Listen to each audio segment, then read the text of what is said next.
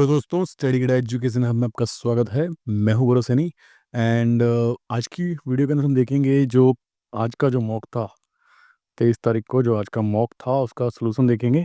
And आज बच्चों ने वैसे काफ़ी कम पार्टिसिपेट किया, अभी तक 85 बच्चों ने पार्टिसिपेट ही किया है। और अब हम उसके बेसिस पे ही देखेंगे। उम्मीद थी कम से कम 100 150 तो पहुँचनी चाहिए थी, बाकी मैंने अपनी वीडियो में बोला था कम से कम 300 बच्चे तो होने ही चाहिए। यानी पूरे इंडिया लेवल पे इतने फॉर्म भरे हुए हैं एंड एग्ज़ाम देने वाले मात्र 85 ही पहुँचे, जबकि फ्री एग्ज़ाम था। ठीक है, तो काफ़ी बच्चों ने पार्टिसिपेट नहीं किया। कोर्स भी यानी काफ़ी बच्चों ने ख़रीदा हुआ है। 420 के आसपास बच्चों ने कोर्स ख़रीदा हुआ है, लेकिन फिर भी एग्ज़ाम देने मात्र 85 ही पहुँच पाए। आपकी कितनी भी तैयारी थी, एक बार तो आपको एग्ज़ाम दे के देखना चाहिए था कि लेवल कहाँ तक अपना पहुँचा है, क्या कमी है, ये सारी चीज़ें आपको पता चलती। तो मॉक टेस्ट तो आपको दे के देखना ही चाहिए था।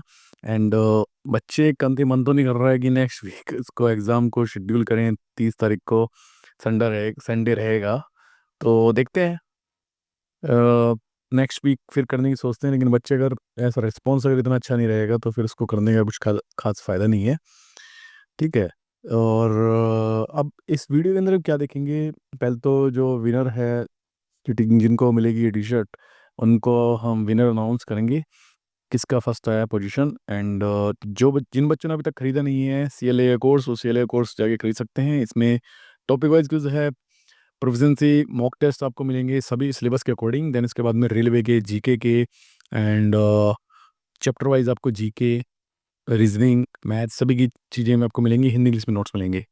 ऐसे ही staff and welfare inspector course है जो सिंपली आप खरीद सकते हैं। इसके अंदर भी सेम, इसके अंदर जीके मैथ रीडिंग नहीं है, बाकी सब चीज़ें हैं इसके अंदर। और जो मॉक टेस्ट है वो फुल लेंथ भी हम धीरे धीरे ऐड कर रहे हैं।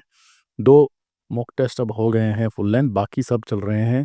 अब तक 16 मॉक हम डाल चुके हैं, अभी आप दिखाऊंगा मैं आपको। 16 मॉक डाल चुके हैं और धीरे धीरे उसको 20 तक पहुंचाएंगे। बाकी ये संडे संडे तो कंटिन्यू चल ही रहा है। तो आइए अब चलते हैं, देखते हैं कि कौन विनर है। देन इसके बाद में लास्ट में क्या होगा, इस वीडियो के अंदर हम सोल्यूशन डिस्कस कर लेंगे।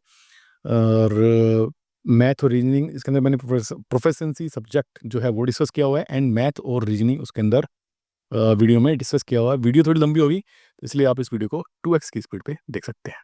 तो आइए देखते हैं विनर। तो ये अपने प्रोफेशंसी सब्जेक्ट का जो कोर्स था वो कोर्स आ गया है। इसके अंदर ये मॉक टेस्ट वाली विंडो है। देखो इसके अंदर मॉक टेस्ट हमने कितने डाले हुए हैं। जो बच्चे फ्री देना चाहते हैं, 2 तो फ्री हैं ही, एंड तीसरा ये फ्री हो गया फुल लेंथ वाला। और 16 मॉक था ये, इससे पहले हमने काफ़ी मॉक डाल रखे हैं।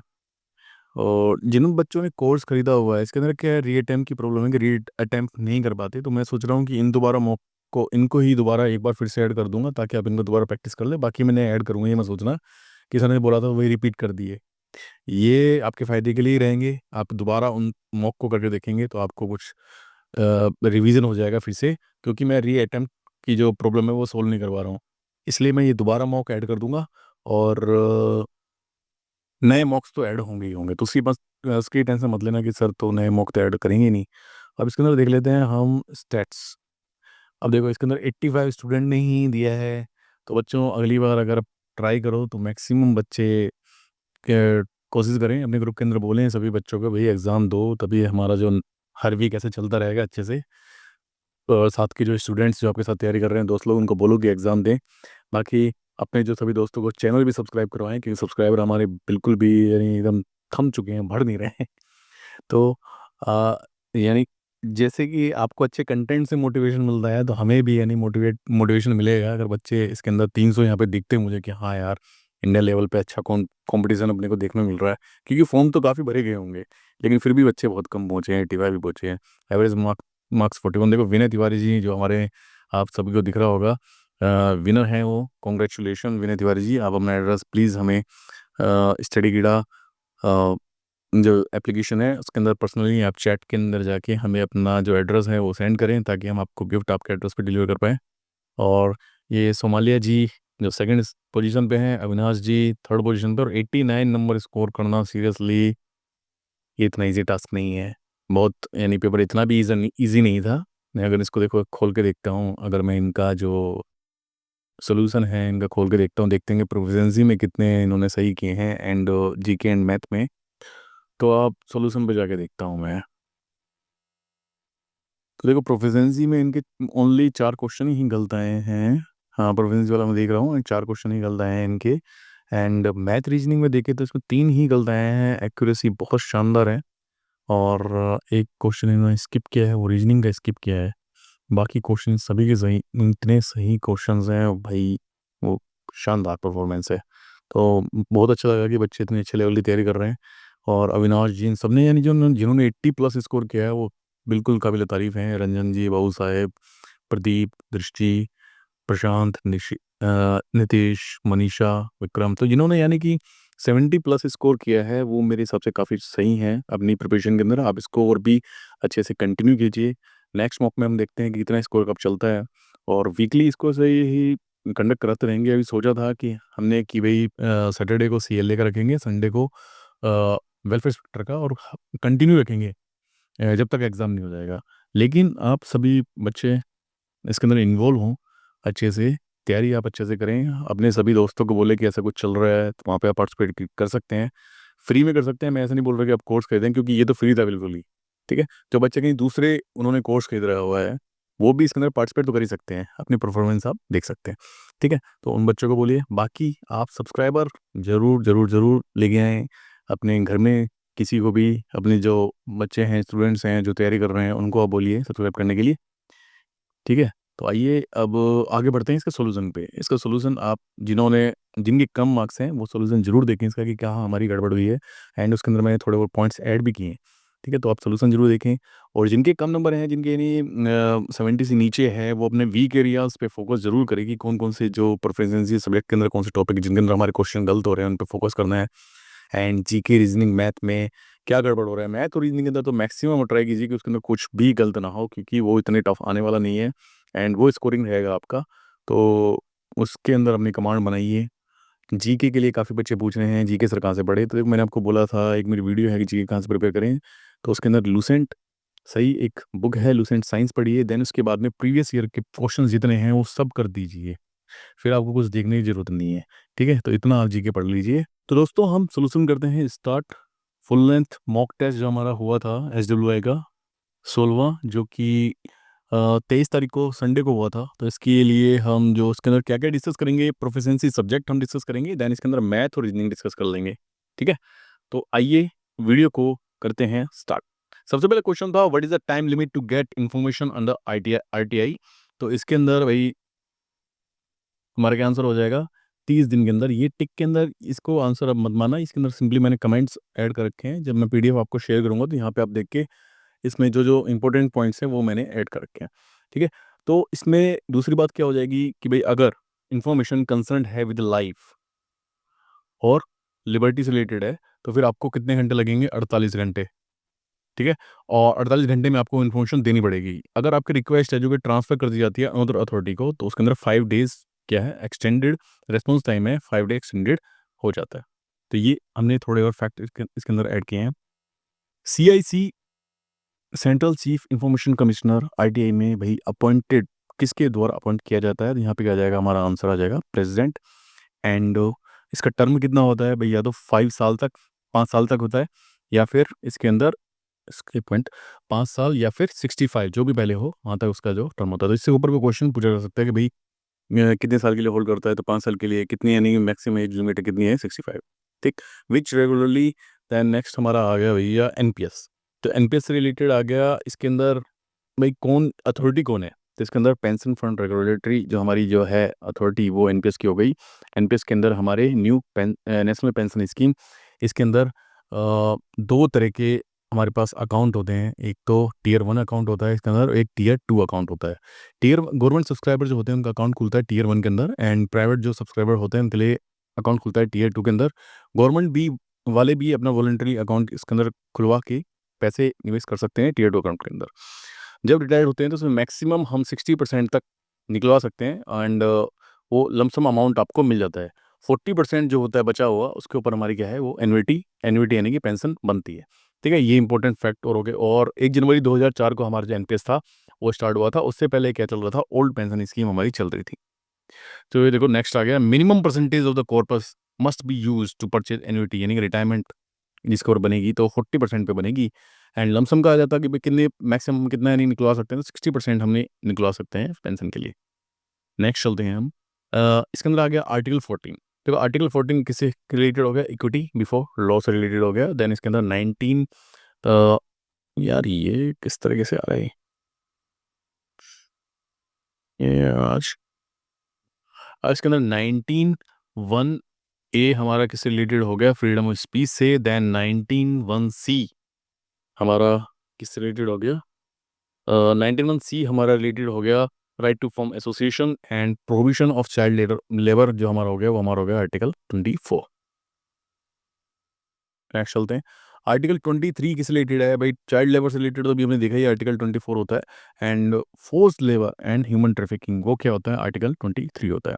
तो इससे रिलेटेड भी हमने एक क्विज हमने ऐड कर रखी है कॉन्स्टिट्यूशन से रिलेटेड, कौन कौन से इंपॉर्टेंट है जो यानी कि लेबर लॉ इंडस्ट्रियल लॉ से रिलेटेड है, तो वो सारे आपको अच्छे से याद करने हैं, वो क्विज अच्छे सोल्व करने हैं, आपको 1 से 2 क्वेश्चन देखने को जरूर मिल सकते हैं इस टॉपिक से। नेक्स्ट चलते हैं आईएलओ, आईएलओ के ऊपर भी हमने ऐड कर रखी हैं क्विजें, वो भी आप देख सकते हैं। एंड आईएलओ कब इस्टेब्लिश हुआ था, इंडिया का मेंबर बना था उसके अंदर भाई 1919 के अंदर बना था, 2000 क्या बोल रहा हूँ, 1919 में बना था। एंड इसके अंदर जो आईएलओ के थे उसके अंदर 8 फंडामेंटल कन्वेंशन से आईएलओ के। एंड 47 जो आईएलओ कन्वेंशंस थी उसके अंदर इंडिया ने 6 उसमें से ले लिए थे। अब 6 उसके अंदर कौन कौन से थे भाई, फोर्स लेबर कन्वेंशन था, abolition of force labour convention, then equal remuneration था, डिस्क्रिमिनेशन और employment occupation, then minimum age convention था, then worst form of child labour convention था। तो ये सारे कन्वेंशन थे। आईएलओ क्या है, एक ट्राइपार्टाइट रिप्रेजेंटेशन है जिसके अंदर गवर्नमेंट और एम्प्लॉयमेंट और एम्प्लॉयर ये तीनों मिल के इसके अंदर होते हैं। आईएलओ को सबसे पहले जो नोबल पीस जो अवार्ड था वो कब मिला था, 1969 मिला था। तो इस तरह के क्वेश्चन सबसे पूछे जा सकते हैं, तो कृपया करके ये सब जो इंपॉर्टेंट फैक्ट्स जो मैंने बोले हैं कि भाई वो याद रखना, 1969 में इसको क्या मिला था, नोबल पीस अवार्ड मिला था। अब हम चलते हैं नेक्स्ट भाई, इंडस्ट्रियल रिलेशन जो कोड है 2020 उसके अंदर कौन सा जो एक्ट है वो इंक्लूड नहीं है, तो उसके अंदर कौन कौन से तीन, उसके अंदर 3 इंक्लूड हैं। एक तो ट्रेड यूनियन एक्ट 1926 है उसके अंदर, एम्प्लॉयमेंट 1946 भी है, और इंडस्ट्रियल डिस्प्यूट है, तो ये इंक्लूड नहीं है उसके अंदर। ठीक, नेक्स्ट हम चलते हैं, इसके अंदर भाई कितने शेड्यूल हैं, इसके अंदर कितने शेड्यूल हैं, इसके अंदर हमारे कितने सेक्शन हैं, कितने शेड्यूल हैं, इस तरह के क्वेश्चन भी पूछे जाते हैं, तो वो भी आपको याद रखने हैं। इसके अंदर हमारे 3 शेड्यूल्स हैं। इंडस्ट्रियलाइजेशन कोड के ऊपर भी हमने क्विज अलग से ऐड कर रखी है, कृपया करके वो क्विज जरूर देखें एंड इसको सोल्व करें क्योंकि इंपॉर्टेंट है, ये लेटेस्ट से रिलेटेड आ गया है, लेटेस्ट रिलेटेड क्वेश्चन पूछे जाते हैं। कोर्ट ऑफ इंक्वायरी का अगला क्वेश्चन है कि industrial dispute will conclude it's proceeding with in a period of, कितने दिनों में जो प्रोसीडिंग है वो उनको पूरी करनी है, तो इसके अंदर 6 मंथ के अंदर इंक्लूड करनी है। कहाँ गया हमारा,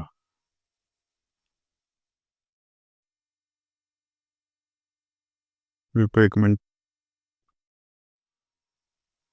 जी, तो ये 6 मंथ में इंक्लूड करनी है। अब इंपॉर्टेंट डेफिनेशन की बात करें तो देखो, इंडस्ट्रियल डिस्प्यूट कौन से सेक्शन में है, इंडस्ट्रियल डिस्प्यूट का बताएंगे सभी कि इंडस्ट्रियल डिस्प्यूट की डेफिनेशन है वो 2 के अंदर डिस्कस कर रखी है। देन इसके बाद में ले ऑफ की अगर बात करें, ले ऑफ कौन से में है, तो ले ऑफ हो गया हमारा 2 के ट्रिपल के में। देन इसके बाद में स्ट्राइक, ये इंपॉर्टेंट चीज़ है जो आपको याद रखनी है, स्ट्राइक किसके अंदर है, 2 क्यू में। देन उसके बाद में लॉकआउट, अब ये आपको बतानी है कमेंट बॉक्स के अंदर कि लॉकआउट की डेफिनेशन कौन से सेक्शन में है। ठीक, आगे चलते हैं अब हम। अप्रोप्रिएट गवर्नमेंट में अपॉइंट वन और more industrial tribunal for adjudication of industrial dispute relating to matter whether इस पे, कौन से शेड्यूल के अंदर ये डिफाइन कर रखा है कि जो अप्रोप्रिएट गवर्नमेंट है वो एक से ज़्यादा इंडस्ट्रियल ट्रिब्यूनल्स बना सकती है, बताइए अब। तो इसके अंदर हमारे पास भाई फर्स्ट शेड्यूल के अंदर क्या है, फर्स्ट शेड्यूल के अंदर है industrial classify as a public utility services. Second के अंदर क्या है कि भाई जो लेबर कोर्ट ज्यूरिडिक्शन के अंदर है वो। थर्ड के अंदर क्या है, इंडस्ट्रियल ट्रिब्यूनल ज्यूरिडिक्शन है। तो सेकंड और थर्ड से रिलेटेड है वो आइटम, तो ये इसका आंसर हो जाएगा ये। एंड इसके अंदर फोर्थ शेड्यूल में क्या है, फोर्थ शेड्यूल में है कि भाई जो वर्किंग आवर्स चेंज करने हैं, वेजिंग में कुछ चेंज करना है तो उसके लिए नोटिस देना पड़ेगा ये। फिफ्थ के अंदर क्या है कि unfair labour practices by the employer and the workman. आगे चलते हैं, इंडस्ट्रियल डिस्प्यूट 1947 है, उसमें क्लोजर ऑफ एस्टेब्लिशमेंट, ये कौन से उसमें सेक्शन में है। देखो सबसे पहले तो हम देखते हैं 25F किसके अंदर है, 25F है रिट्रेंचमेंट, जिसके अंदर आपको भाई साहब 1 मंथ का जो नोटिस है वो पहले 1 मंथ का नोटिस है वो आपको देना पड़ता है। एंड इसके अंदर कंपनसेशन मिलता है आपको 15 visits for every completed year of services. And principle इसके अंदर क्या होता है भाई, लास्ट कम फर्स्ट को। देन उसके बाद में 25 सी हमारे किससे, ले ऑफ से रिलेटेड है। क्लोजर से रिलेटेड क्या है, 25 सी, 25 ओ क्लोजर से रिलेटेड हो गया हमारा। एंड 25 एम हमारे किस रिलेटेड है, 25 एम के अंदर है कि भाई आपको ले ऑफ करने से पहले गवर्नमेंट से परमिशन लेनी पड़ेगी, तो वो किस में, 25 एम में है। ये सारे जो फैक्ट्स हैं इससे रिलेटेड आपको याद रखने चाहिए। ये 1926 हमने ट्रेड यूनियन के अंदर इसकी क्विज ऐड कर रखी है, evolution of trade union.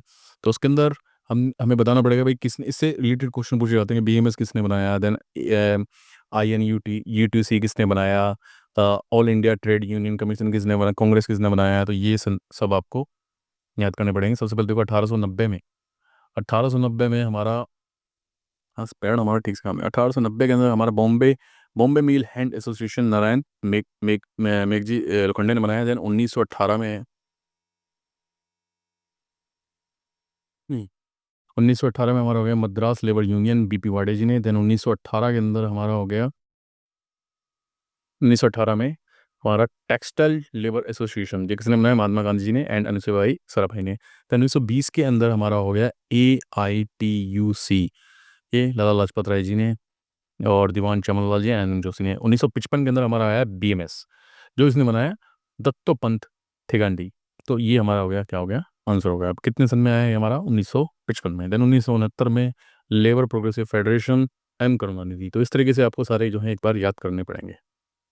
Next चलते हैं, minimum age for a person to become a member of trade union. इसके अंदर मिनिमम एज कितनी होती है, तो इसके अंदर मिनिमम एज हमारी कितनी होती है, 15 होती है। और कितने बंदे मिलके भाई ट्रेड यूनियन बना सकते हैं, तो 7 बना सकते हैं। बाकी और भी इंपॉर्टेंट क्वेश्चंस पूछे जाते हैं, जैसे कि भाई रजिस्टर्ड ट्रेड यूनियन कौन से, उसकी डेफिनेशन कौन से सेक्शन में है, तो 2E में है। और ट्रेड डिस्प्यूट किस में है, 2G में है। लाइन्स का ट्रेड यूनियन की अगर बात करें तो किस में, 2H में है। तो इस तरीके से आपको सारे ये याद करने पड़ेंगे। तो 15 क्वेश्चन के अंदर हमारा क्या होगा, what is the maximum fine for supplying false information. तो इसके अंदर हो गया हमारा 200 रुपीज़। नेक्स्ट चलते हैं 16 क्वेश्चन। तो 16 क्वेश्चन के अंदर क्या है कि what is the penalty for failing display certified standing orders. Certified standing orders के लिए हमारा जो पेनल्टी है वो कितनी है, 100 रुपीज़ है। ठीक है। And failure to submit standing draft, अगर हम ड्राफ्ट को फेल हो जाते हैं इसको सबमिट करने में, तो उसके अंदर हमारा कितना फाइन है, 5,000 रुपये फाइन है। And 200 rupees per day continue offences के लिए। नेक्स्ट हमारा था कि what is the notice period terminating the permanent worker industrial employment standing at, कितना, यानी कि इसके अंदर इसमें हमें 1 मंथ एडवांस नोटिस देना पड़ता है टर्मिनेशन ऑफ एम्प्लॉयमेंट में। नेक्स्ट हमारा हो गया, ये क्वेश्चन हमने अभी देखा ही था कि अगर हम फेल हो जाते हैं ड्राफ्ट सबमिट करने में स्टैंडिंग ऑर्डर का, तो हमें 5,000 रुपये तक का फाइन इसमें लग सकता है। नेक्स्ट चलते हैं, इसमें देखो what is the formula for calculating the death under section 4। तो वर्क्समैन कंपनसेशन 1923, उसके अंदर ये भी पूछा जाता है कि भाई कंपनसेशन अगर डेथ का वो कौन से सेक्शन में है, तो इसके अंदर भाई ऑप्शन में हो सकते थे सेक्शन 4, 3, तो 4 के अंदर आता है। और इसके लिए भाई हमारे डेथ के लिए हमारा कितना होता है, 50% इंटू में एज फैक्टर। अगर परमानेंट टोटल डिस्पेलमेंट हो जाता है तो हमारा 60% होता है वो। इस बात को आपको ध्यान रखना है। नेक्स्ट हम चलते हैं, work which schedule of workman compensation injury और किस में मेंशन है, type of injury and corresponding compensation. तो टाइप ऑफ इंजरीज हमारी मेंशन किस पे है, हमारा शेड्यूल 1 के अंदर मेंशन है। इसके अंदर शेड्यूल 3 के अंदर क्या है, उसके अंदर हमारी ऑक्यूपेशनल हजार्डियस डिजीज हैं उसके अंदर। ठीक। नेक्स्ट हम चलते हैं, what is the time limit for employer about the accident section 10 workmen. भाई कितना, यानी कि टाइम लिमिट है एम्प्लॉयर भाई बताएगा एक्सीडेंट के बारे में अंडर सेक्शन 10 में। तो वो कितना है, वो हमारा लिख रखा है with in A reasonable time. With in A reasonable time में आपको बताना होगा। एंड जो क्लेम कर सकते हैं वो claim must be file with in 2 year, with in 2 year. ठीक है, ये बात उसमें लिखी हुई, तो कृपया करके इसको अच्छे से पढ़ें। सेक्शन 10 के अंदर क्या लिखा है, employ can voluntary contribute more than. अभी ये मुझे लग रहा है प्रोविडेंट फंड से ये प्रोविडेंट फंड से रिलेटेड ही क्वेश्चन है हमारा। एंड इस PDF के अंदर मैंने ऐड नहीं कर रखा, लेकिन क्वेश्चन पेपर में मैंने शायद ये ऐड कर दिया था कि under under provident fund act. ठीक। तो इस PDF में ऐड नहीं है, तो ये बात सही है कि वो भाई वॉलंटरी मोर कंट्रीब्यूट कर सकता है। वैसे 10% उसका कंट्रीब्यूशन रहता है और 12 भी कुछ एक केसों में रहता है, बाकी वो और भी अगर कर सकता है। Penalties under section 14 include imprisonment, तो उसी से रिलेटेड है, ये प्रोविडेंट फंड से रिलेटेड ही है। तो इसके अंदर हमारा सेक्शन 14 के अंदर पेनल्टीज दी गई है, इसके अंदर पेनल्टीज हो सकती है हमारी 1 साल तक, अगर हम वॉयलेट करते हैं कुछ। नेक्स्ट हम चलते हैं वोलेशन कंट्रीब्यूशन से रिलेटेड या फिर फोर्स स्टेटमेंट से रिलेटेड। पेनल्टीज अंडर सेक्शन 14 कितना हो सकता है इसके अंदर? 5,000 हमारा भाई फाइन हो गया, 1 साल, 1 साल का, तब वो इम्प्रिजन हो गई, और 5,000 तक का इसमें क्या हो गया, हमारा फाइन आ गया। Which section of the employ statement state insurance act 1948 deals with medical benefit council. अब बताइए कि भाई इंश्योरेंस स्टेटमेंट एक्ट 1948 के अंदर मेडिकल बेनिफिट काउंसिल कौन से उसमें सेक्शन में है? तो ये है सेक्शन 10 के अंदर, तो सेक्शंस आपको अच्छे से याद करने पड़ेंगे। नेक्स्ट हमारा which schedule of the employ state insurance act 1948 list occupational disease, कौन से शेड्यूल के अंदर है ऑक्यूपेशनल डिजीज? ठीक है, तो फर्स्ट शेड्यूल के अंदर क्या है, ऑक्यूपेशनल डिजीज है, एंड सेकंड शेड्यूल के अंदर है हमारी इंजरी से रिलेटेड जो डिजीज होती हैं, इंजरी से रिलेटेड जो भी टोटल डिसबेलमेंट हो गया, परमानेंट और पार्सल डिसबेलमेंट हो गया, तो वो किस पे, सेकंड में है। मैटरनिटी बेनिफिट एक्ट के अंदर जो चाइल्ड की जो डेफिनेशन है, चाइल्ड की डेफिनेशन किसके अंदर है? थर्ड बी के अंदर हमारी चाइल्ड की डेफिनेशन है। थर्ड सी के अंदर, जो हमारा थर्ड सी है उसके अंदर है डिलीवरी से रिलेटेड, थर्ड सी हो गया डिलीवरी से रिलेटेड, 3H हो गया मैटरनिटी बेनिफिट से रिलेटेड, 3J हो गया, यार आज इसमें क्या, 3J हो गया हमारा मिसकैरेज से रिलेटेड, एंड 3O हो गया हमारा वुमेन से रिलेटेड। ठीक है, अब चलते हैं हम आगे। 28वां हमारा क्वेश्चन था कि डेफिनेशन ऑफ कमीशनिंग मदर, तो वो कौन से सेक्शन के अंदर बताई गई है? तो हमारी किसमें बताई है? 3B के अंदर बताई गई है। नेक्स्ट है what is the purpose of the section of 13 minimum, तो इसके अंदर फिक्सिंग सेक्शन 13, ये fixing working hours and the rest day, ये है इसका 13 सेक्शन 13 के अंदर। एंड सेक्शन बाकी सेक्शनों की अगर बात करें तो इसके अंदर सेक्शन 14 हो गया payment of overtime, and 15 हो गया wage for less than normal working days. Next हम चलते हैं 30 क्वेश्चन। 30 हो गया what is the role of the central advisory board under the section 8, तो इसके अंदर क्या है, advising central and state government हो गया हमारा। 30 क्वेश्चन हमारा ये हो गया। ये सेक्शन 8 के अंदर हमारा जो है बना हुआ है, तो इसके अंदर ये पूछा जा सकता है कि सेंट्रल एडवाइजरी बोर्ड कौन से सेक्शन में, इस तरह क्वेश्चन पूछे जा सकते हैं। In which section the minimum wage act 1948 schedule employment defined, तो शेड्यूल एम्प्लॉयमेंट डिफाइंड है हमारा सेकंड के जी में, एंड वेजेस वेजेस किस में डिफाइंड है? तो सेकंड के एच में, और एम्प्लॉयर है हमारा सेकंड के ई में। नेक्स्ट हम चलते हैं आगे। ऑन विच डेट, ये सिंपल लैंग्वेज बेस्ड हमारा सीधा, ये तो याद करने वाला सीधा ही, बाकी प्रोफेशनल सब्जेक्ट में सब याद करने वाला ही है। 30 अप्रैल 1900, डायरेक्ट सिंपल क्वेश्चन हो गया। तो दिस एक्ट एप्लॉय, अब ये गया है, इस क्वेश्चन को मैंने चेंज किया है, ये क्वेश्चन थोड़ा गड़बड़ हो गया था, और टेस्ट के अंदर ये क्वेश्चन सही है, टेस्ट के अंदर इसको मैंने करेक्ट कर दिया था इस क्वेश्चन को। और इसके अंदर हमारा भाई जो एक्ट है ये अप्लाइड कितने तक हो गया है? ये 24,000 तक हमारा अब ये हो गया है एज पर अमेंडमेंट 2017। और time of payment of the wages कौन से सेक्शन में है? तो सेक्शन 5 के अंदर है। इसके अंदर एक बात और कि भाई अगर 1,000 से लेस देन एम्प्लॉयज़ हैं तो जो वेजेस है वो पेड हो जाने चाहिए बिफोर 7 डे, एंड अगर 1,000 से ज़्यादा हैं तो बिफोर 10 डे। इन केस अगर टर्मिनेट अगर कर रहे हो तो वेजेस हैं वो 2 वर्किंग डेज के अंदर पेमेंट हो जानी चाहिए। तो ये इंपॉर्टेंट पॉइंट्स से हमारे रिलेटेड हो गए पेमेंट ऑफ वेज एक्ट 1936 के अंदर। What is the maximum wage period that can be fix under the payment of wages 1936, तो इसके अंदर हमारा क्या आंसर हो गया? इसके अंदर हमारा हो गया आंसर 1 मंथ। नेक्स्ट हम चलते हैं section 12 of the payment of bonus 95 deal with किसे किसे डील करता है? वो calculation of bonus and certain with respect to certain employees. इसके अंदर भाई और इम्पोर्टेंट अगर बात देखें तो एलिजिबिलिटी ऑफ बोनस किसके अंदर है? सेक्शन 8 के अंदर है, and disqualification of bonus section 9 के अंदर हो गया। तो ये सारे फैक्ट आप याद कर सकते हैं इसमें। The payment of the bonus is applicable to employ who draw a salary of 21,000 ये सिंपल डायरेक्ट सबसे पहली लाइन से क्वेश्चन है कि एप्लीकेबिलिटी, तो 20 और मोर इसके अंदर होता है 37 का। 38, what is the penalty for the false statement under payment of gratuity act 1972। तो इसके अंदर हमारा भाई कितना हो गया, सेक्शन 9 के अंदर जो है पेनल्टीज बताई गई हैं, एंड इसके अंदर फॉल्स स्टेटमेंट अगर आप देते हो तो 10,000 एंड 6 मंथ की जेल आपको हो सकती है। और अगर इसमें सॉरी आगे बढ़ते हैं इसमें, अगर इसमें भाई क्या एक फैक्टर था शायद, अगर आप नॉन कंप्लाइंस करते हैं तो इसके अंदर इम्प्रिजमेंट हो सकती है आपको 3 मंथ की, और फाइन 10,000 से 20,000 रहता है हमारा इसके अंदर ना। आगे बढ़ते हैं अब। विच section of the payment gratuity 1972 provide the appointment of inspector, तो ये 7A हो गया इसके अंदर, एंड 8 हो गया हमारा रिकवरी ऑफ ग्रेजुएटी, 6 हो गया हमारा नॉमिनेशन से related, employ must nominate nominees beneficiary आपको ऐड कराना है, देन इसके बाद पेमेंट ऑफ ग्रेजुएटी हो गया हमारा सेक्शन 4 का, और 7A हो गया हमारा इसके लिए appointment of inspector. Then mines की हमारी भाई जो tenure of chief inspector as determined by the government, इसके अंदर हमारा आंसर हो गया। नेक्स्ट चलते हैं भाई, इसका हो गया भाई ministry of labour employment authority, इसके अंदर किसके अंदर आती है, मिनिस्ट्री ऑफ लेबर एम्प्लॉयमेंट में।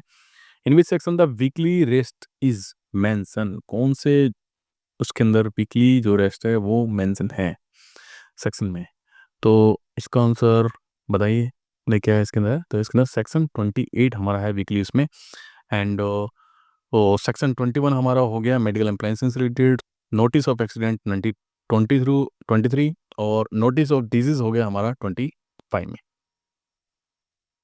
नेक्स्ट है the maximum permissible threshold limit exposure of chemical and toxic substances in the, भाई एक प्रिस्क्राइब जो लिमिट होती है भाई इतनी जो परमिसिबल है, तो वो कौन से शेड्यूल के अंदर आपको बताया गया है।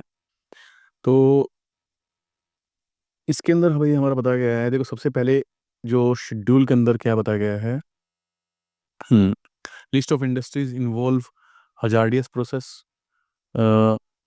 और शेड्यूल 2 में बताया गया है कि भी chemicals level of certain chemical substances, and level 3 के अंदर हमारा क्या बताया गया है, लिस्ट ऑफ नोटिफिकेबल डिजीज, तो इसके अंदर आंसर हो जाएगा सेकंड, जिसके अंदर हमारे परमिसिबल लेवल बताया गया है। 44 इसके अंदर क्या हो गया भाई, हमारा आंसर हो जाएगा इसके अंदर 52, सेक्शन 52 के अंदर बताया गया है कि भाई no substitution shall be made which will result in any worker working more than 10 days। Which section of adult की डेफिनेशन किसके अंदर है, मेरे डेफिनेशन आपको सारी याद करनी है। सेकंड ए के अंदर हमारी जो है एडल्ट की डेफिनेशन है, अडोलेसेंट की हो जाएगी 2B के अंदर, एंड कैलेंडर ईयर की हो जाएगी हमारी डेफिनेशन 2BB के अंदर, एंड चाइल्ड की हो गई सेकंड C के अंदर, वीक की हो गई जो पूछी गई थी सेकंड F के अंदर, एंड हजार्डियस प्रोसेस 2CB में। देन वीक वीक हमने कर ही लिया। मैन्युफैक्चरिंग प्रोसेस की डेफिनेशन हो गई हमारी 2K के अंदर, प्राइम मूवर की डेफिनेशन हो गई हमारी 2H के अंदर। तो ये सारी डेफिनेशंस आपको कम से कम याद करनी ही पड़ेंगी। एंड 2C के अंदर जो चाइल्ड की डेफिनेशन बताई गई है 1948 के अंदर, जिसके अंदर जिनकी एज कंप्लीट नहीं हुई है कितनी, 15 ईयर।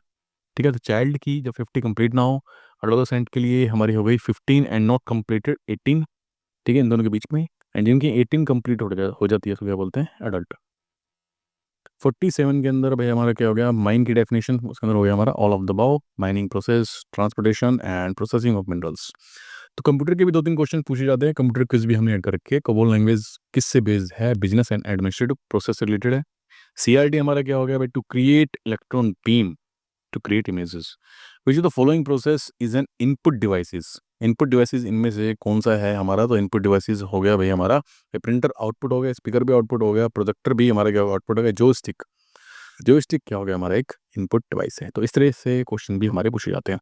तो टोटल जो 50 क्वेश्चन थे वो सब हमने डिस्कस इसमें कर लिए हैं। अब हम नेक्स्ट चलते हैं हमारा मैथ और रीजनिंग के पोर्शन पे, तो उसको फटाफट से स्टार्ट करते हैं।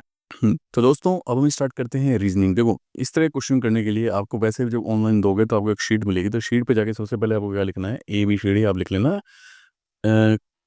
क्योंकि पहले क्या ऑफलाइन होता था तो हम उसको याद रखते थे, इतनी मेहनत आप करना नहीं। देखो मैंने आज तक जितने ही लिए मैं तो जाके वहाँ पे ABCDEFGHIJKLM यहाँ से मैं रिवर्स ले लेता, NOPQRSTUV UVWXY चैट, ऐसे मैं शीट पे वहाँ पे जाकर लिख देता हूँ जो पेपर हमको मिलता है प्रैक्टिस के लिए, ठीक।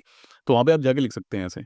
और अगर और भी इसके अंदर मैं क्या कर लेता था, यहाँ नंबरिंग भी लिख लेता था, क्योंकि क्वेश्चन किस तरह का पूछा जाए, नंबरिंग से रिलेटेड भी क्वेश्चन होते हैं, तो यहाँ पे मैं नंबरिंग लिख लेता था। बाकी कुछ हैं जो भाई रीजनिंग वाले जो टीचर्स होते हैं वो आपको याद कराते हैं कि भाई ए इस पे है, फिर वो सोचना पड़ता है, यहाँ पे इतना सोचना नहीं पड़ता, लिख दिया तो फटाफट से मैच कर लेते हैं, ठीक। अब देखो एफ, एफ के बाद क्या आ रहा है, यहाँ पे देखो एच आ रहा है, एक स्किप किया है जी। देन इसके बाद में आर के बाद क्या आ रहा है, देखो आर के बाद आ रहा है यू, कितने स्किप कर दिए हमने, दो स्किप कर दिए। देन उसके बाद में आई, आई के बाद क्या आ रहा है, आई के बाद आ रहा है यहाँ पे एम, आई के बाद आ रहा है एम, तो कितने स्किप कर दिए, तीन स्किप कर दिए। तो इस तरीके से ही इसी पैटर्न पे यहाँ पे देखो चल रहा है, यहाँ पे सी है, सी के बाद हमें क्या लेना है, ई, क्योंकि हमें डी स्किप करना है, तो आंसर क्या होगा, ई से स्टार्ट होगा। अब देखो यहाँ पे आपको क्या करना है, सभी ऐसे मैच नहीं करके देखते हैं, यहाँ पे देखना है कहाँ तक ये इन दोनों ई से स्टार्ट हो रहे हैं। देन इसके बाद में देखो E D R, E D R तक तो सब ठीक ठाक चल रहा है। देन इसके बाद में चेंज आ रहा है, यहाँ पे आ रहा है चेंज। तो नेक्स्ट देख लेते हैं, अब यहाँ पे डी देख लेते हैं हम, देखो अब डी के बाद हमें कितने स्किप करने थे, इसके अंदर हमें स्किप करने थे 4, 1 2 3 4, ई एफ जी एच, तो क्या आना चाहिए, आई आना चाहिए। तो आंसर क्या हो जाएगा इसका, ई डी आई आर। इस तरीके से आपको जो क्वेश्चंस हैं वो सोल्व करने हैं। ऐसे नहीं सभी सभी हम इसको करके देखेंगे फिर और हमारा टाइम खराब होगा, तो इसको आप अपने पेज पे लिख लें और फटाफट इसको सोल्व कर पाएंगे, आपको याद करने की जरूरत नहीं है इसके अंदर। अब नेक्स्ट क्वेश्चन चलते हैं, मिसिंग नंबर। मिसिंग नंबर के ऊपर सिंपल क्वेश्चन है, देखो यहाँ पे तो सिंपल तीन, यहाँ पे कितना, चार का डिफरेंस है। देन इसके बाद में ये कितना डिफरेंस हो गया, 8 का डिफरेंस हो गया। देन इसके बाद में ये कितने का, 16 का डिफरेंस हो गया। देन इसके बाद में 32 का डिफरेंस हो गया। तो सिंपली हम इसके अंदर क्या जोड़ देंगे, 64 जोड़ देंगे, तो आंसर हो जाएगा 127, तो ये हो जाएगा। इस तरह के क्वेश्चन है जो रेलवे में पूछे जाते हैं।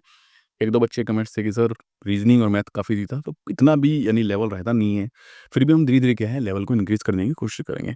ये जो क्वेश्चंस हैं वो रेलवे के जो प्रीवियस एग्जाम के अंदर पूछे गए हैं, इस तरह के ही क्वेश्चन पूछे गए हैं, तो उन्हीं को ही मैंने लिया है। अब देखो ये माउस का कोड है 13, 16, 22, 20 और 6, और टाइगर का कोड फिर क्या होगा। अब देखो उसके अंदर अगर सपोज मैंने लिखा होता, अगर सपोज मैंने लिखा होता 1 2 3 4 5 6 7 8 9 10 में, यहाँ तक 13 हो गया, 14 15 16 10 टी तक, टी यानी T20, तो यहाँ पे 20 हो गया। चलो तो अब देख लेते हैं MOU, माउस MOUSE का कोड दे रखा था 13, 13 16 22 20 हैं। इनके सोल्यूशन भी मैंने इस बार डाले हैं, तो आप सोल्यूशन भी देख सकते हैं, 13 16 22, 13 16 22 20 हैं। तो यहाँ पे आप लिख के एक बार देखें और फिर देखें पैटर्न क्या चल रहा है। देखो नंबर आपने शीट पे लिख रखे हैं, तो आराम से आपको ऑब्जर्व करने के अंदर कुछ दिक्कत होने वाली नहीं है। M13 है तो M13 ही लिखा हुआ है यहाँ पे अंदर। ओ देखो यहाँ लिखा हुआ 15, और यहाँ पे कितना लिखा है 16, इसको इंक्रीज कर दिया इसने एक से।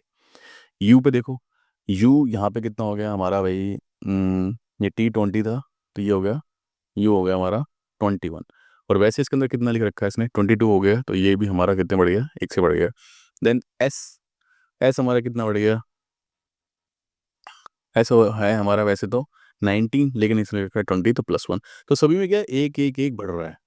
ई हमारे कितना है, ABCD ई तो 5 है वैसे लिखा हुआ है, लेकिन 6 लिखा हुआ है, तो आपको सभी के अंदर एक एक एक बढ़ाना था। इसके अंदर बस टी वाला जो था वो खाली प्लेन रहेगा, टी यानी कि 20 से हमारा स्टार्ट होने वाला है, 20 से हमारा स्टार्ट होने वाला है सबसे पहले। तो सभी आंसर देखो जो जो 20 से वही हो सकते हैं, इसको स्किप कर देंगे। देन सभी में हमें बस एक एक एक बढ़ाना है। हमने ई देखा था, ई हमारा 5 पे था, तो यहाँ पे क्या होना चाहिए, 6 होना चाहिए। अब देखो 6 किसके अंदर दिख रहा है, यहाँ भी नहीं दिख रहा है खाली। अब देखो ये दो बच गए। देन इसके बाद में जिसका आपको पता है, जैसे कि नंबर मुझे सपोज किसी का पता नहीं है, आई थिंक जी, जी है वो किस में, जीत शायद 7 पे है ना, तो उसको हम एक बढ़ा देंगे। देखो कितना हो गया, 5 6 7, 7 पे है तो उसको ये बढ़ा देंगे तो 8 हो जाएगा हमारा आंसर। तो इस तरीके से तो आप लिख के देख लीजिए, जो ये वाले जो क्वेश्चंस होते हैं उसके अंदर सिंपली लिख के देख लीजिए और हो जाएगा आराम से, उसमें दिक्कत नहीं है। नेक्स्ट क्वेश्चन देखें, ये रो वाले क्वेश्चन हैं, इसके शॉर्टकट भी हैं, उसके अंदर शायद सॉल्यूशन के अंदर शॉर्टकट बता रखा है, नहीं बता रखा है मैंने। बाकी आप आराम से इसको वैसे भी कर सकते हो, इसमें आपको शॉर्टकट लेने की जरूरत भी नहीं है। देखो फ्रॉम द लेफ्ट 7 नंबर पे है कौन, राहुल, और जो 9 यहाँ से राइट से 9वें नंबर पे कौन है, 9वें नंबर पे है अमित। अब इन्होंने क्या किया, अपनी जो पोजीशन है वो इंटरचेंज कर दी। इंटरचेंज करने से क्या हुआ, जो राहुल है वो कौन से नंबर पे आ गया, 11वें नंबर पे आ गया, यहाँ से आ गया 11वें नंबर पे, ठीक है। तो यहाँ पे 10 तो होंगे ही, और जो राहुल आ गया यहाँ पे, है ना। यहाँ पे आ गया, तो हाउ मेनी चिल्ड्रन, अब देखो यहाँ पे ये 9 नंबर पे था तो 8 यहाँ पे लोग बैठे हुए थे। अब यहाँ लेफ्ट से हो गया, हम एक उसको देखेंगे कि भाई अमित की जगह अब आ गया राहुल, तो राहुल यहाँ बैठा दिया मैंने, तो यहाँ टोटल 11 है और 8 यहाँ इसके बगल में बैठे, तो 11 8 कितने हो गए, 19 हो गए, तो 19 हो गया आंसर, सिंपल। ये तो इसमें कुछ भी नहीं है, सिंपल आप अल्फाबेटिकल ऑर्डर पे लिखेंगे, ए तो ए ई इन सभी को लिखेंगे, तो लास्ट में आपको देंगे बीच में कौन आ रहा है, मिडिल में कौन आ रहा है, वो आपका आंसर हो जाएगा, इसमें समझाने की जरूरत नहीं है। और एंड आउट इस तरह क्वेश्चन आपको क्या है, सीरीज आपको स्क्वायर एंड क्यूब आपको याद रखने पड़ेंगे, कम से कम 20-25 तक तो कम से कम याद करो, बाकी यानी 30-40 तक आपको याद रखने चाहिए स्क्वायर, तो 40 तक तो स्क्वायर याद होनी चाहिए। एंड क्यूब की बात करें तो क्यूब अगर 20 तक भी करोगे तो भी चल जाएगा, याद होनी चाहिए, क्योंकि फिर वो आपको दिखेंगे नंबर इस तरीके से। देखो यहाँ 16 और 25 है, तो यहाँ पे कितना हो गया, 4 और 5 का स्क्वायर हो गया, ये इन दोनों का डिफरेंस कितना आ रहा है, यहाँ 1 आ रहा है। ऐसे ही 6 और 7 का डिफरेंस कितना आ रहा है, 1 आ रहा है। देन इसको 8 और 9 का डिफरेंस कितना आ रहा है, 1 आ रहा है। यहाँ पे कितना डिफरेंस आ रहा था, 3 आ रहा था, तो आंसर हो गया ये गड़बड़ है। पेन से लिख सकते हैं, चाकू से काट सकते हैं, तो आंसर क्या हो जाएगा, बी हो जाएगा। तो दोस्तों अब हम देखते हैं 83 क्वेश्चन, एंड इसके अंदर क्या करना है आपको, सिंपली पहले डायरेक्शन ऐसे लिख लेनी है भाई, नॉर्थ साउथ, एंड ये हमारा हो गया ईस्ट, ये नॉर्थ है, कैसा बन गया, ये हमारा हो गया वेस्ट। अब देखो पॉइंट ए है, पॉइंट ए हमने मान लिया, वो क्या करता है 6 किलोमीटर चलता है हमारा ईस्ट में, तो यहाँ पे मैंने 6 इसको चला दिया। देन वो टर्न करता है, राइट टर्न करता है, 2 किलोमीटर चलता है। देन उसके बाद में दोबारा, आप इसका मुंह देखो इस तरफ है, अब हमें इस तरफ नहीं चलना राइट में, जब वो राइट चलता है अगेन एंड ट्रैवल, अब कितना किलोमीटर ट्रैवल कर रहा है, वो 3 ट्रैवल कर रहा है। यहाँ पे 6 था, यहाँ 3 मैंने इसको आधा चला दिया। देन इसके बाद में टर्न करता है वो लेफ्ट, अब वो लेफ्ट ट्रैवल करता है और 4 किलोमीटर चलता है, यहाँ मैंने चला दिया 4। देन फिर वो अगेन दोबारा क्या करता है, राइट, अगेन राइट, सीधे डायरेक्शन मूव करके दोबारा 3 चलने लग जाता है, तो 3 चल लिया वो। अब देखो, अब पूछ रहा है कि वो बी पॉइंट पर रुक गया, तो what is the shortest distance and he needs to travel to return A. अब ए पे पहुंचने के लिए उसको कितना चलना पड़ेगा, देखो 4 तो ये हो गई और 2 ये हो गई, तो 4 और 2 6 किलोमीटर उसको चलना पड़ेगा। एंड किस डायरेक्शन में चलना पड़ेगा, उसको नॉर्थ में चलना पड़ेगा, तो आंसर हो जाएगा 6 किलोमीटर नॉर्थ। तो इस तरीके से ऐसे सवाल आपको करने हैं। अब आ जाते हैं मैथ पे। देखो मैथ में क्वेश्चन ठीक ठाक थे, ज़्यादा टफ भी नहीं थे, तो ज़्यादा वैसे नहीं बोल सकते, मीडियम लेवल था। एक शॉपकीपर है भाई, शॉप है 40% इसको राइज कर देता है, कितना हो गया 140 हो गया, एंड वो डिस्काउंट दे देता है 25% का डिस्काउंट देता है, तो कितना हो गया भाई 3/4 हो गया। 3/4 कैसे कि 25% का डिस्काउंट यानी कि 75 बटे में 125, तो ऐसे आपको थोड़े याद रखने पड़ेंगे भाई। 25% को क्या बोलते हैं, 1/4 बोलते हैं। अब इसमें से हमने डिस्काउंट दे दिया, 1 रुपये का डिस्काउंट हुआ 4 पे, तो इसको 3/4 लिखेंगे, इस तरीके से होता है। ट्रिक्स आपको अगर याद रखनी है तो यहाँ पे इसको हम कर सकते हैं 4×3 = 12, 4×5 इन मल्टीप्लाई करेंगे कितना आ जाएगा, 5×3 = 15, 3×3 = 10, तो कितना, यानी कि प्रॉफिट कितना हो गया 100 से ऊपर। भाई 100 की चीज़ें आप 105 बेच रहे हो, तो 5% का क्या हो गया, आपका प्रॉफिट हो गया। तो इस तरह के प्रॉफिट और लॉस वाले में आपको ये चीज़ें याद रखनी पड़ेगी कि भाई 20% का रेशियो कितना होता है, 1/5, 25% होता है 1/4, ऐसे याद रखो तो थोड़ा ठीक रहता है। बाकी अपने पास प्रोफेशनल सब्जेक्ट वाला आप कर लोगे थोड़ा सा जल्दी, तो अपने पास टाइम पूरा रहेगा, वैसे कोई खास दिक्कत होने वाली नहीं है। लेकिन फिर भी कभी आप रीजनिंग में फंस जाओ, सेटिंग अरेंजमेंट में क्वेश्चन मैंने शायद इस बार नहीं डाले, अगली बार डालूंगा, तो क्या पता टाइम कम बचे। इसमें क्या आपको थोड़े बहुत फॉर्मूले याद कर रखने पड़ेंगे कि 2 नंबरों का अगर एलसीएम एचसीएफ है, तो एलसीएम गुना एचसीएफ क्या होता है, 2 नंबरों का मल्टीप्लिकेशन होता है। ठीक है, नंबर 1 एंड नंबर 2 ऐसा मल्टीप्लिकेशन होता है। तो एलसीएम कितना हो गया हमारा, देखो 495, एचसीएफ डेट का 5, और यहाँ हो गया 555, तो इसको अपन दूसरा नंबर हमको निकालना था, तो यहाँ पे कितना हो गया 9 और 9×5 = 45, तो आंसर हो जाएगा हमारा 45। 8 मैन, इसके अंदर हमारा फॉर्मूला क्या होता है, MDH मसाला बटे में W।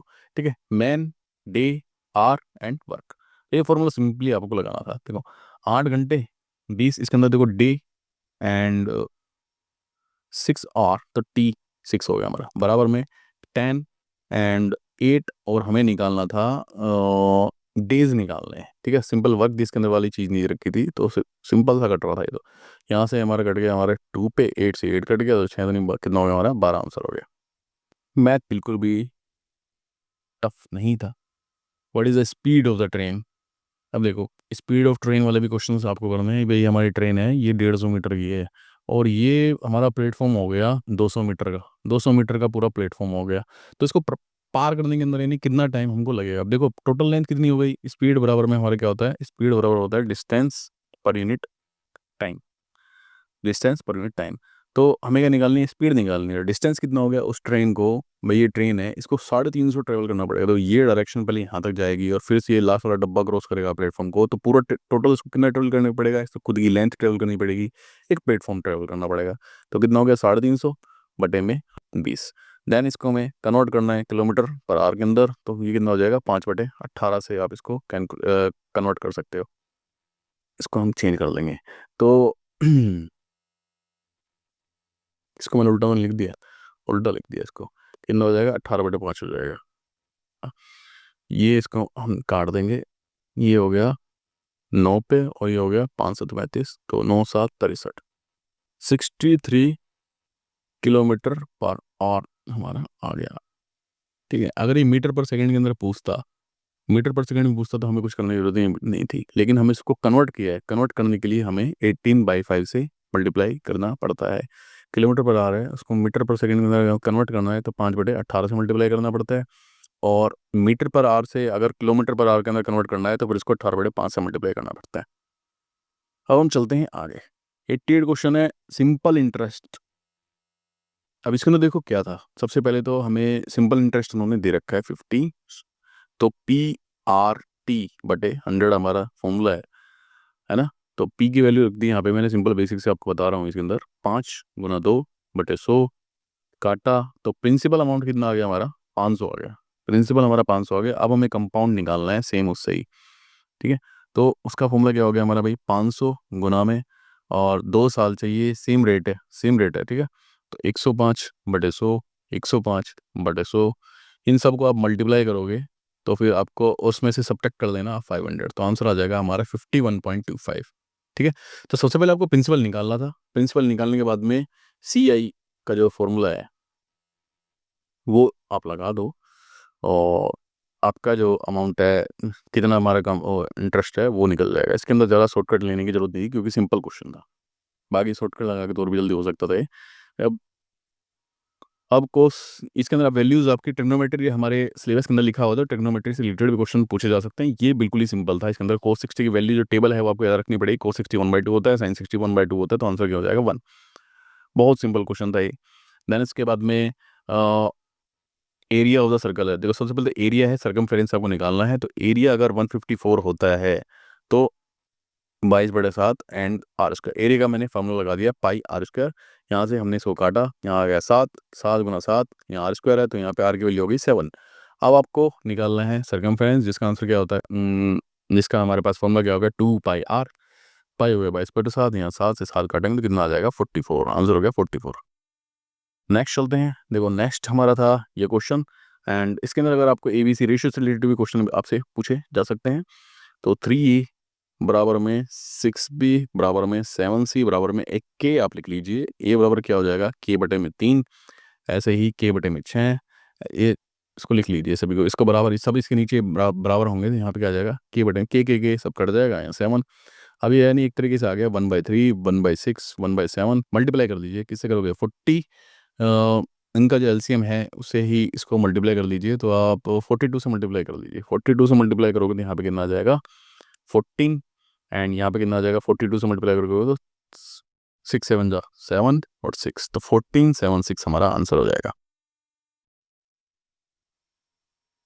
अब देखो मीन है 8, 5 नंबरों का, 5 नंबर है कोई भी, उनका उनका मीन दे रखा है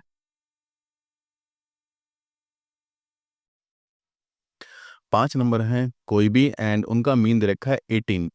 उनका मीन दे रखा है 18, तो यहाँ पे कितना हो जाएगा हमारे पास पे, टोटल उनका सम कितना आ जाएगा 90 आ जाएगा। और इसमें से एक नंबर हम घटा दें, सपोज नंबर हमने घटा दिया 16, 16 इसमें से हटा दिया, तो फिर ये क्या बोल रहा है, अच्छा इफ नंबर इज एक्सक्लूडेड, रुको रुको एक मिनट, यहाँ पे कितना हो गया 90, तो अब नंबर कितने हो गए हमारे पास 4 हो गए, है ना, 4 हो गए नंबर। एंड अब उसका जो वो हो गया मीन कितना हो गया 16 हो गया, तो अब मल्टीप्लाई कर दीजिए कितना हो गया 64। 4 नंबरों का टोटल हो गया 64, 5 का था 90, तो इन दोनों का डिफरेंस कितना आ गया 90 में से आप 64 घटा लेंगे तो आंसर आ जाएगा हमारे पास 26। इस तरह के क्वेश्चन आपके वर्क में भी पूछे जा सकते हैं। ए बी सी, ए करता है 5 दिन को, बी करता है 4 दिन में, तीनों मिलके कितने दिन में करेंगे, तो इस तरह के सवाल पूछे जाते हैं। ये पाइप और उसके ऊपर क्वेश्चन है। बाकी वाले क्वेश्चन मैं डालूंगा और आपको समझा दूंगा, सिंपल होते हैं। अब एक भर रहा है भाई 12 में एंड 15 में उसको खाली कर रहा है, तो इन दोनों का एलसीएम यहाँ ऊपर लिख लेते हैं। कितना आ गया? 60 आ गया। 12 × 60, 15 × 60। खाली कर रहा है इसलिए इसको लिखते हैं माइनस 60/में, तो कितना आ गया हमारे पास? 60 आंसर आ गया। ठीक है, तो खाली करने के लिए देखो इस तरीके से इसको बना लेते हैं। यहाँ पे लिख लेते हैं 12 और यहाँ लिख लेते हैं 15। खाली करने वाले पे नेगेटिव, यहाँ पे इन दोनों का एलसीएम लिखते हैं। 12 × 60, 15 × 60, इन दोनों का माइनस करके लिख लेते हैं। नेक्स्ट रीजनिंग का ही सवाल था इसके अंदर, वेन डायग्राम पे। वेन डायग्राम में सवाल था, देखो सभी food item then fruit and apple. तो देखो खाने की चीज़ें हैं सभी चीज़ें, ये फ्रूट भी खाने की चीज़ है, एप्पल भी खाने की चीज़ है, तो फूड आइटम पूरा आ जाएगा। देन उसके बाद में फ्रूट है, भाई एप्पल भी तो फ्रूट है ना, तो आ गया ये इसके अंदर। अगर यहाँ पे और कुछ होता तो फिर वो नहीं आता। ठीक है, यहाँ पे अगर सपोज मैं दाल लिख लेता या फिर नॉन वेज लिख देता तो फिर वो अलग हो जाता। भाई नॉन वेज और फ्रूट दोनों ही खाने की चीज़ होती हैं, लेकिन वो अलग अलग हो जाती, ऐसे इस तरह का बन जाता फिर वो, है ना। तो आपको वो थोड़ा दिमाग लगा के ये करना था। ये उसी तरह का क्वेश्चन होगा, ये आप करके देख लीजिए किस तरीके से आपको, सेम उसी तरीके से जैसे मैंने आपको समझाया था, नॉर्थ साउथ ईस्ट वेस्ट अपनी डायरेक्शन मान लीजिए। और आप चलो करके देख लेते हैं, आप कर ही रहे हैं तो देखो इसके अंदर भी सेम वही तरीका है हमारा। भाई हमने बना लिया north south east and west, तो इस तरीके से आप पेपर बना लेंगे, आपको जो पेज मिलेगा आप उसी तरीके से आप स्टार्ट करें। देखो रनर है वो 1 किलोमीटर कहाँ चलता है? ईस्ट में चलता है 1 किलोमीटर। देन इसके बाद में क्या हुआ, वो नॉर्थ की तरफ से चलता है और 4 किलोमीटर ट्रैवल करता है। देन इसके बाद में वो वेस्ट की तरफ चलता है और 6 किलोमीटर ट्रैवल करता है। ठीक है, एक तो ये हो गया, एक तो ये हो गया, और ये 5 किलोमीटर चल देता है। देन इसके बाद में लेफ्ट वो मुड़ जाता है और 4 किलोमीटर चल देता है। तो नाउ हिज इनिशियल पोजीशन कहाँ है भाई? वो तो साफ दिख रहा है आपको, 5 है यहाँ पे, ये यहाँ पे खड़ा हुआ है, 5 किलोमीटर है वेस्ट डायरेक्शन में, तो आंसर हो जाएगा ये। तो दोस्तों अब हम देखते हैं 96 क्वेश्चन। तो ये देखो यहाँ पे ये सारी चीज़ें हैं, ये आप सिंपली एबीसीडी जो मैंने बोला था आप लिख के देखेंगे तो वहाँ से हो जाएगा।